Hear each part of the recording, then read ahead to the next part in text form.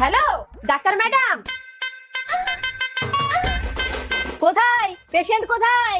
এই তো আসুন আসুন আসুন ডাক্তার ম্যাডাম।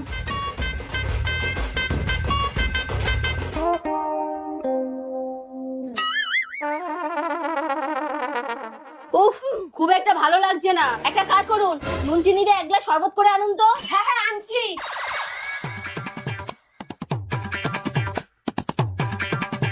এই যে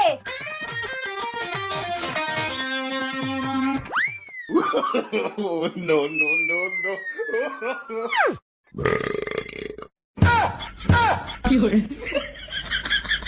এ কি ডাক্তার ম্যাডাম, এটা আপনি খেলেন? আমার জন্যই তো আনতে বলেছি।